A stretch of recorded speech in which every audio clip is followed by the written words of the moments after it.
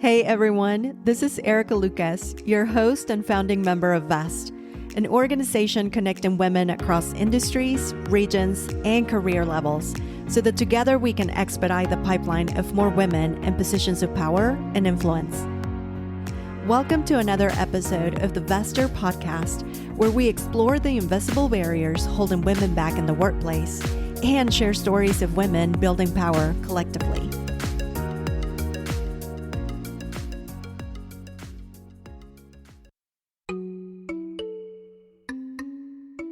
I want to talk for just a moment about authenticity. We hear that a lot. It's a big word and it's used everywhere. And we all think, I'm authentic, right? I'm not phony. I am not putting on something I am not. But what people recognize as authenticity is when you are present with your breath. You are present with the other people. You are curious. You are listening. You are a part of the energy of the space.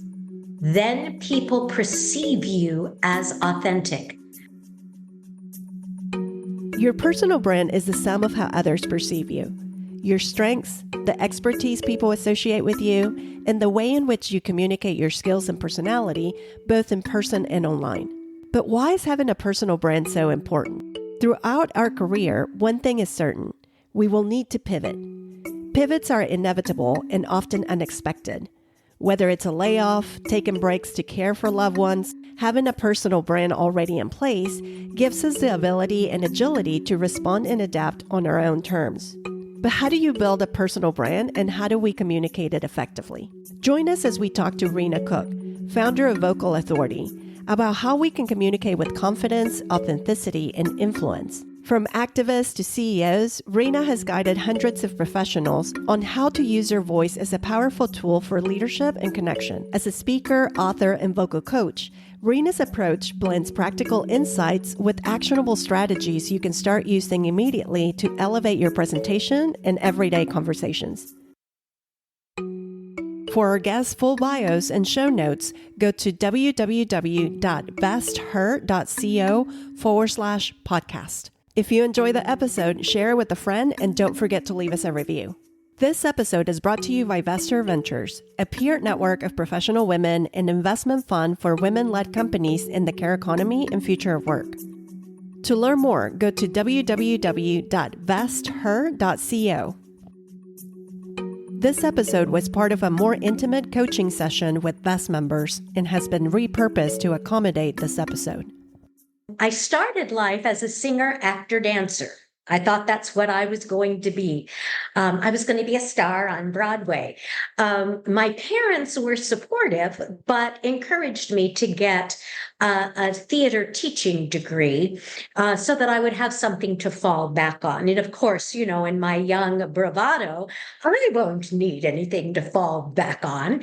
But I did do the teaching degree. And what I discovered in the student teaching portion is that I was put on this earth to teach. My passion is theater. My purpose is teaching.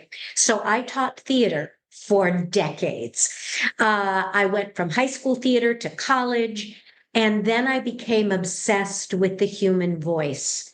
If the voice is not working, nothing else matters. So I went to London's Central School of Speech and Drama that Erica mentioned and studied voice for a year and came back a teacher reborn. And it was then that I recognized that I needed to share this theater voice skill set with a wider audience. And that's why I created Vocal Authority and started my journey to reaching out into the world to see who needed this skill set. And as a result, this tremendous community of women empowerment opened up to me. I didn't know when I started where I was going to find the energy or the path for my work. And it turned out that right now, in the scope of women's history, women are more attuned, more open, more excited than they have ever been. My goal is to help match the passion with the ability to articulate and share that passion. So that has become my driving force in the last decade. Tell us about your organization, though. So, because the way I met you, I went to an event in Tulsa that was for uh, women in politics. I think Madison Horn was. Part of the party, is the Tulsa Democratic Women Oh, Party or group. And I was speaking that day at that group. I inadvertently fell into the political space. I do the voice coaching for an organization called Sally's List. It's a statewide nonprofit that recruits, trains, and supports women who are running for public office. And I've been doing that now for 10 years. I'm now on the board. And so I work organizationally and in the training component for that organization. So I have become active in the political space primarily because of social justice, equality. Those issues motivate me, and I work with people who are similarly motivated. so I want to touch on, what we mentioned, both of us mentioned a little bit. I do think that many women aspire to become public speakers or get better at public speaking, but often skip that essential first step, right? That we talked about, like defining their personal brand, and what their core passions are and how they want to utilize those. And without a clear sense of how they want to show up and why, it can become challenging to show up consistently and authentically. So, what advice would you offer to women before we even get into the tacticals of public speaking? What advice would you offer to reflect on their goals and intention for building that personal brand? That is such a good question. And I'm currently creating a presentation about creating your vocal brand. But a personal brand, as Erica mentioned, is how I want to show up in the space. And an exercise, which she probably sent out this week, is to list the qualities in yourself that you are most proud of. And we as women tend to focus on the qualities that we are least proud of. We lead with those and we are ashamed of those when we show up in the public space. And to change our focus from what is it about us that holds us back to what is it about us that we celebrate, that is our strong suit. What do we bring to the table? What do we bring to a group? What do we bring to our families? And if you're not sure, ask the people who know you best. And you can create for yourself a little survey, and you can give it. If you're afraid that your friends and family won't give you honest feedback, ask them to write it out. How do you see me? What do you see as my strengths? Um, what happens when I show up in a room? What do I offer a group that maybe nobody else does? And that's how you can start to define who you are. Um, as I have become more active in the professional space rather than the theater space, I have decided that my personal brand, number one, is energy and joy, which is what most people will say are the qualities that they notice first about me. I love what I do, and I have a great deal of energy associated with that. I also dress professionally, not that you need to, but I love to dress. I am, I joke, an aging fashionista, and and I love to dress up. So I have claimed my visual brand as being professional, not too theatrical, but with a little bit of theatrical flair. Sometimes I'll put on a scarf if I have on a black jacket, and that's my visual brand, is to show up professionally, to be present. That's another part of my brand. I want to be present for everybody in the group. And we may talk a bit about presence, and I have a whole presentation about what that means and how we can find that present space within us. We have to dial down our neuroses that says, I'm not worthy. I have this quirk. I have this dialect. I have this lazy eye, or whatever it is that drives you nuts. You have to put that aside and look at who is present. It's like right now, I am looking at the faces on my screen and I am breathing deeply and making eye contact and seeing what each person in the group needs. When I am other focused, I am more present than when I am self focused, if that makes any sense.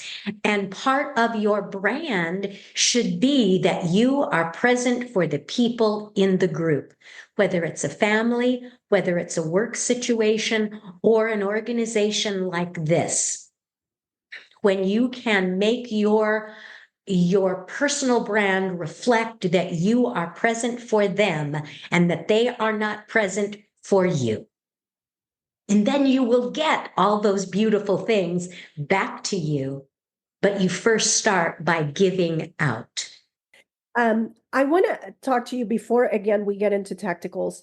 One more question about the importance of identity and doing this work. So tied to this previous question, because I think that often another thing that I have seen many women do when they, try to get into public speaking is that they attach their identity too much to their title or to the organization, as opposed to doing the work on, like, again, taking a step back and like, what is the whole picture, right? Because I mean, the likelihood of us pivoting in our careers, right? Whether it's changing jobs or moving out the ladder or losing the title or being laid off or whatever, it's bound to change, and we're also bound to evolve as humans, right? So how do we, what do you think about that important? I mean, that's another thing that's important, right? That when we're assessing our values and how we want to show up and how do we want to be remembered and all of those things, it's important to do the work, which takes a lot of work to do actually, and a lot of thinking and self-assessment, to think about this outside of just tying it to, well, I work in venture capital, so I'm going to talk about venture capital every time like, you see what I'm saying? I don't know. Absolutely. Absolutely. And I think that when we use the term public speaking, that's scary if we don't do it. But sharing our truth or sharing a bit of our expertise and learning how to share that confidently is more important than thinking, oh, I am going to be a public speaker. What is it that you have to share? And every one of us has some part of our experience, of our family, of our professional life where we can talk truthfully. And each one of you has something special and unique and of value that you can and should be sharing out loud with your voice to other people. And what I'm going to talk about today is how we practice to do that. It is not enough just to think, I can talk about these things, and I am going to ask to be allowed to talk about these things. Don't wait for someone to knock on your door and say, would you come and talk to us about that? Knock on their door and say, I have this thought, I have this idea, I have this strategy, I have this opinion, I have this heart full, and I would like to share it with you. You gave some thoughts about, how to overcome the self-doubt, and that's focusing on serving others rather than on yourself. What's other advice that you have for those who do feel self-doubt or have self-imposed limitations? Well, I have a whole course on what I call taming performance anxiety. But it is exactly what you described, Erica. It doesn't have to be about, I get nervous in front of people. It can be about any limiting thought. I can't go up for that promotion. I'm not qualified yet. I can't ask to share in this environment. No one will take me seriously. And those are self-limiting thoughts that happen under the rubric of taming performance anxiety. It's really taming any kind of anxiety, anything that stops us from being fully ourselves. I teach a 3-part process, and if you practice the process, you will expand your belief in yourself. The first step is releasing habitual tension in the body, anxiety, thoughts of our own inadequacy, hunker down in tight muscles. And if we open up the body, and you can do this through yoga, through dance, through just releasing and stretching and moving and shaking to release the body. That's step number 1. Step number 2 is slow, deep breathing, which gets into the strategies that Erica is talking about. And if it comes up, I can teach you a couple of quick breathing exercises that help you connect with your grounded and centered person deep in your core. And the third is limiting or controlling negative mental messaging. We're all so good at negative messaging. We say horrible things to ourselves that we would never say to another human being. And the more times we say, even if we say it to ourselves, they will think I'm stupid. They will think I'm foolish. The more we say that, the more our body and our brain takes it on as truth. So we have to, and I know we all know about positive affirmations, and they don't work because we don't do them right. If you take that negative message, they will think I'm foolish, and change it to, they will see how competent and prepared I am. Even if you don't believe it yet, you say that over and over when you're deep breathing. Not when you're keyed up and excited and you go, oh God, they're going to see how prepared I am. Your body and your brain is saying, you lie, right? But if you say it when you are exhaling that slow, deep breath, they will see how competent and prepared I am. They will see how competent and prepared I am. And your brain, the neural pathways in your brain are going toward each other. And you've said it enough times till they finally meet. And your body and your brain take that on as your new truth. And if you work the process every day, 10 minutes, dedicated to that process, I know that it works. I went through a whole lifetime of performance anxiety, of angsting about my defaults, my faults, instead of breathing, releasing, and telling myself, I am worthy. I am adequate. I am more than adequate. I am amazing. And every single one of you is amazing. You just have to teach yourself to believe it. You've coached hundreds of women from politics to corporate America. Can you share an example of women showing up authentically and effectively, in an example where maybe the authenticity or the energy was lacking? And then what can we learn from both things, right? Yeah. I had a client, she came to me, a young woman, 30-ish, between 30 and 40 probably. And she said, I have to quit my job. I said, well, why? What's wrong? She said, well, public speaking is a component of my work. We do group presentations, and every time it comes up, I get physically ill. I have to quit my job. And I said, well, before you quit, let's work together. Commit to 10 sessions. And then if you still feel like you need to quit your job, you have my blessing. Well, we worked 10 sessions on essentially public speaking technique. How to stand, how to breathe, how to make space in your mouth, how to use your words. And we practiced and practiced and practiced 10 sessions. She goes back to work. They're dividing up their presentation. And one of the members of the group said, you need to be doing the whole presentation. You're clearly the best speaker. Nothing had changed in her except she had technique and skills and began to believe it because she practiced it enough. So that's going from, oh my God, I'm shrinking, I'm dying, to I can do this in 10 sessions. It's the process. It's not me. I'm not the magic. It's the process that changed her. On the other side, the energy can be way wrong. And you've met those women that are working so hard. Yeah, you see their shoulders go back and their chest come up and their chin come up, and the voice is so strident that you go, oh, please, honey, back down, right? I call that the bluff.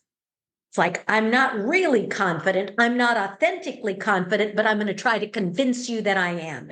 Well, that sound sends men running out the back door, right? So in the work that I do with them, I help them move that energy that is here, that is so hard to accept, to move down. Let me move my camera down to my center. And when I'm finding power low in my body, I can be just as authoritative, just as strong, but I'm not strident. And so people want to gather into that power rather than being pushed out by this aggression. I love that. I may need to take that one, that lesson. I seem to intimidate men often when Oh, I can't tell you. All three of my husbands at one point have said, don't use that teacher tone with me. And I know that I've gotten too strident. So I take a breath, I drop my energy down, and I turn on my curiosity rather than my judgment. When I'm not judging and I'm curious, I can then breathe and move my power down. I don't lose anything by doing that. I gain in the relationship. I love the visualization of moving your power down, right? Like, and it just reminds you too of like breathing deep and Yes, all good things come from here. I tell my actors, and I'm still in the actor training space as I work at Oklahoma City University with the actors there. I tell them that in their center down here are their emotions, their memories, their experiences, their opinions, and everything that is true and authentic comes from deep inside their center. And it is the deep breath that accesses that. And that's what I teach, not only to actors, but also to the women that I coach. I love that. I want to start incorporating some of the questions because there's many on the chat. I also want to remind members, if you have a question, feel free to raise your hand so we can find you and unmute you, and you can ask it or drop it in the chat. There's one from Courtney. She says, Rena, have you noticed performance anxiety increase in the post-COVID era? And I'm going to add something to that. I think isolation, right? Like I do think we're becoming increasingly isolated. Mhm. I think you're absolutely right. I see it less in mature women who had a long track record of being out with people and had honed their skills in that space.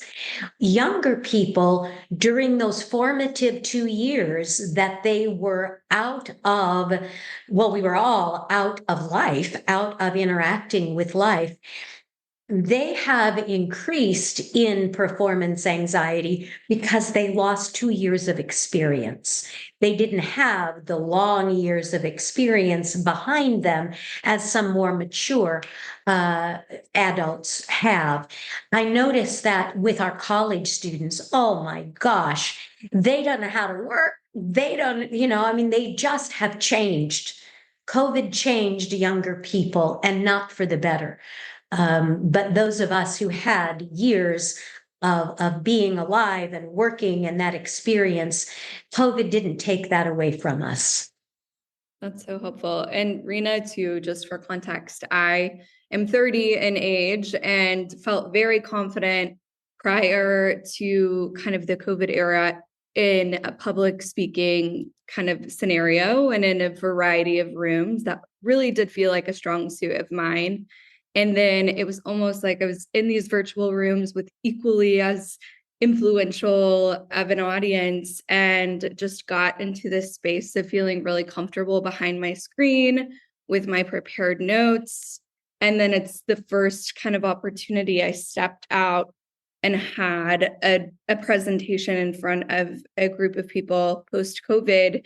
It was like I was having this out of body experience. Like I couldn't get my breath under Yes. me. And it was the most bizarre thing. I started self-diagnosing of like, what in the world has happened? What is wrong? Because again, I really had felt confident in that area. And so I was curious if you've seen that.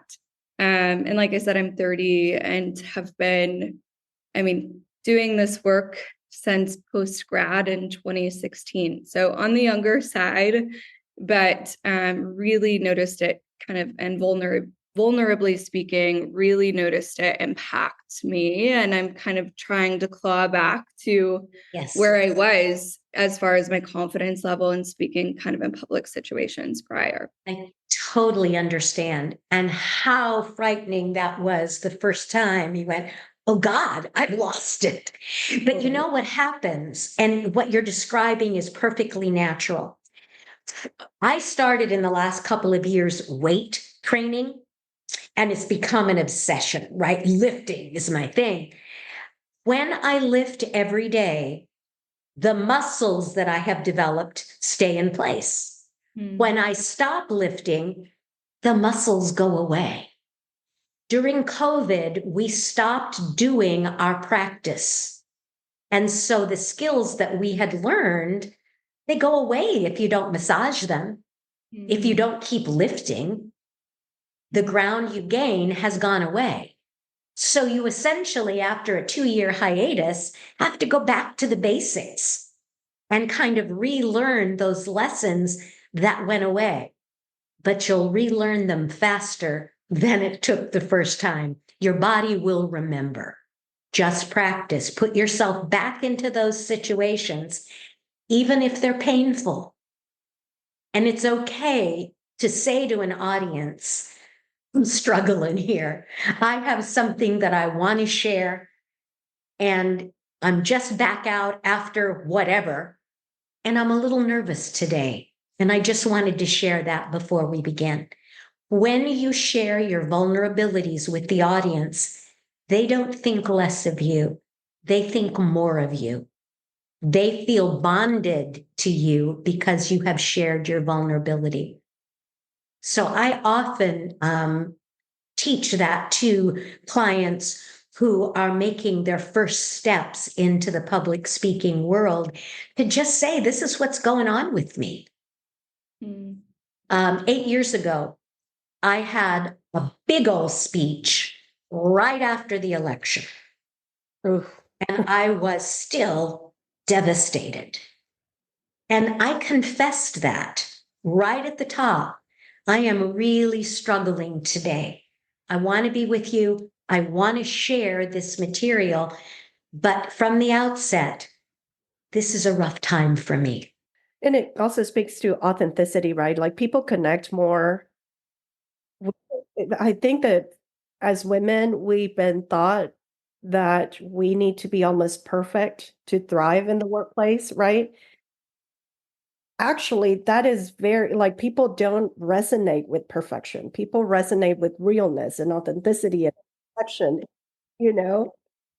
So yeah, I love that. I want to talk for just a moment about authenticity.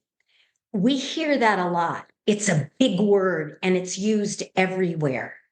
And we all think, I'm authentic, right? I'm not phony. I am not putting on something I am not. But what people recognize as authenticity is when you are present with your breath. You are present with the other people. You are curious. You are listening. You are a part of the energy of the space. Then people perceive you as authentic. If you're bluffing and trying to prove because of your insecurity that, hey, I belong here, that's not authentic. If I shrink into myself, that's not really who I am either. Because of whatever's going on with me and my neuroses today, I can't be fully present. But if I let a deep breath drop into my center and I look in the eyes of the other people there, I will feel authentic and the group will perceive me as authentic. First time I've heard that. That's great. There are a couple more great questions, so I'm going to jump into those. Monica asked, as a relatively new consultant, my strategy has been to ask organizations what the needs or gaps are. But I'm curious about what you just said on knocking on their door to share your ideas with them. In your experience, can doing that lead to a paid gig, paid speaking gigs, I'm guessing? Absolutely. Oh, no, not speaking gigs. Not a speaking gig, but like a consulting gig. Yeah, I knew what you were saying, Okay. Monica. Absolutely. There's two things that occur to me. Networking and forming relationships is the way that you find your consulting gigs. If consulting gigs aren't happening as an outgrowth of networking and the people that you're meeting, then you do that hard slog work of saying, I'd like to work for AT&T. Who is the HR director of AT&T? Do they have a training person? Is it the HR person, or is there in that department someone who books trainers? That's the target.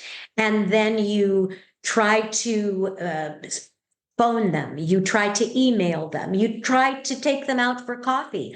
Can I come by your office for 15 minutes and talk to you about what it is that I do and how a relationship might be mutually beneficial? So I approach getting consulting gigs in both ways: networking, forming relationships, and then cold calling the companies that I want to work for. I have material to hand. I have videos to share. I have a whole bunch of stuff when I go in and cold call. I'm not just saying, hey, look at me, what I have to give, because you know that they're going to go, maybe not now. Right. But if you have things to show and share that is really going to help them, they are much more likely to want to book you to do a consulting or a training. Yes, I love that. And I will say I get asked that all the time. I think because I do, by nature of the work that we do a lot of public speaking, and oftentimes people, and sometimes it is paid. Sometimes I do paid speaking gigs. But I think the perception for a lot of first time, public speaker immediately is to like, how do I get paid speaking gigs? That's why I'm sorry I assumed that, Monica. But I love what you said, Rena, because when you do go out there and start doing more public speaking, there's a lot of ways in which you can benefit, right? Networking, building relationships, it's everything. It's how we hire, promote, invest, and so the more you get out there and the more people start identifying you with an expertise or, a subject matter thing, the better. It can also pay, and I'm happy to an open book when it comes to that, because I want women to get paid when they deserve to get paid, and when they're doing speaking gigs at conference where they make a lot of money, absolutely. But I do also want to set the record straight that that is very unlikely, right? Like that's for the Brene Browns of the world, for people that can charge a $25,000 speaking gig or $50,000, $100,000. There are other ways to build momentum and value on why you're showing up to different spaces that doesn't necessarily have to do with the paid speaking gig, right? It can lead to business opportunities, like you just said, Monica, or kind of where your mindset was going. It can lead to investment opportunities, branding opportunities to get the name of your organization out there, and you just never know who you're going to meet. So I appreciate Yeah, that. I can add on to that, Erica. I range in my speaking fees all the way from nothing to $10,000. And I am doing free speeches just as much as I'm doing the $5,000 and $10,000 speeches. And when I started, I did a lot of speeches for free. I reached out to all organizations who have lunchtime meetings and they book in, the 10-minute speaker, the 20-minute speaker. And I said, can I come and talk about this thing that I'm doing? And so I gave a lot of it away. I still give a lot of it away. And when I'm approached or I reach out to an organization who has money and can pay, I ask for $5,000, $10,000, and occasionally I actually get it. Absolutely. And it's always good to check with other speakers, like to see, because I do think that there's a discrepancy out there with women not getting their fair share. So I think that there's an opportunity for that discussion, but also just look at, I love that you shared this example, Rena, so thank you. There is another very important question, and I think it's very real, and I'm glad that you asked it. The question is, employers often are threatened by the term personal brand. How can we navigate around that, even though having a personal brand helps with visibility for both the individual and the organization? I have actually seen this take place, and it's been shared with me from several other women. I missed a word there at the beginning. What is the thing that the workplace is often adverse to? So when women do start doing more public speaking or being more visible in the community, in the industry, taking on more of an active facing role or building their personal brand, that sometimes can threaten the employer, feeling like, oh, is she going to leave, or is she becoming the face of the organ? So how can women navigate that? I think that other people around us becoming threatened by our good works is something that we all have to navigate. It's a reality of public professional work life, particularly if we are in a space dominated by men. And so building the relationship with the boss, the employer, the person that you're concerned about, deepen your relationship with them. Be curious about what they're valuing. Be curious about what's going on with their work, with their family, with their hobbies. If you have a strong personal relationship, they are less likely to be intimidated. If you feel that they are, reassure them, have that conversation. And you don't have to say, of course, I'm concerned that you might be threatened. No, leave that out of the conversation. But it's like, I just want you to know that the work I'm doing over here, though it's very, very meaningful to me, it does not take my focus away from my work here or the work that I am doing with you. And I just wanted to talk to see if there's a problem with that, or if you've been concerned about that. I want to reassure you that this is where my loyalties lie. So it's partially, and it's not like I'm encouraging you to flatter or to flirt. It's authentic. Your desire to have an authentic relationship with the people you work with is real. It's not manipulative if it comes from an open heart. And so ensuring the relationship is strong and then confronting your concerns in an open and loving way, I think will help you negotiate and navigate those waters. But you always need to have a part of you attuned to that. What's going on in the relationships here? And how am I navigating that?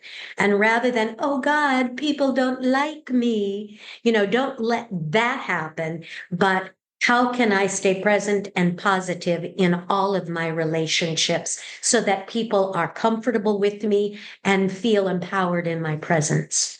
Obviously, online presence, it's becoming more and more important. And if um, talk to us about that. What is public speaking in the online? Online space, yeah. Well, it's got several layers. First, I prepare for an online meeting or talk or presentation in the same way that I prepare for an in-person. I warm up my body, I warm up my voice, I get my nerves under control before I ever come to the computer. Then notice how I'm sitting. I want my shoulders and my hands to be seen in the screen. So I don't want to do this so that they just see the top of my head. I don't want to cut my head off. I don't want to be too far away. And I don't want to be too close because that's weird. But I try to center myself in the space. When I am wanting to feel like I'm connected to the group, I look at the faces on my screen. When I'm answering a question, I look at my camera so that it seems to everybody that I'm looking in their eyes. So I want to be present. I sit up straight. I don't relax into my seat.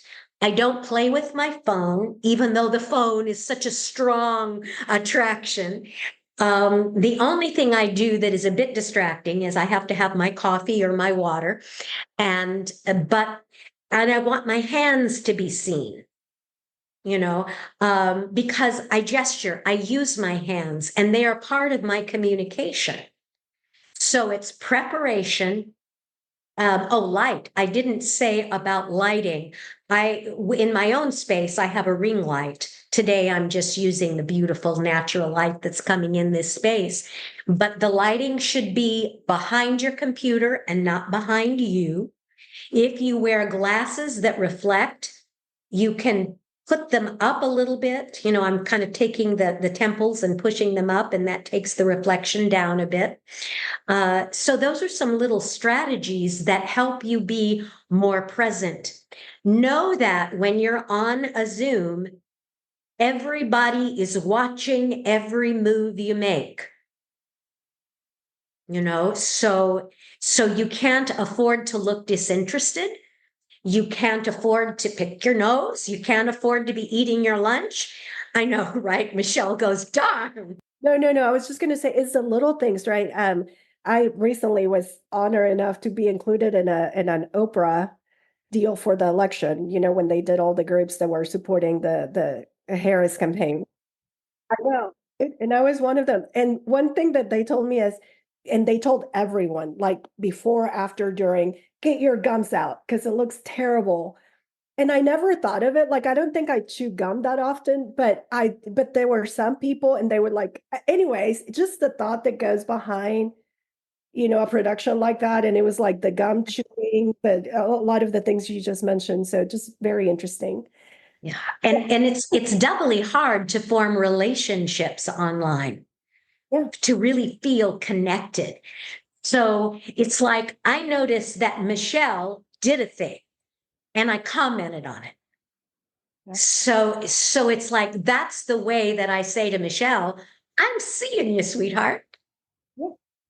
and that forming relationships through this medium is much, much harder. And so it requires a special attention to make people feel like you are present for all of them. What are 2 or 3 takeaways that you want VEST members to leave after this conversation, to leave with?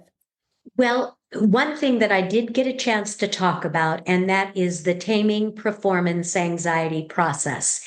And even if you don't identify it as taming performance anxiety, even if you identify it as I need to build my confidence, that 3-step process, physical release, deep breathing, and the mantra I use for deep breathing is slower, deeper, quieter, calmer.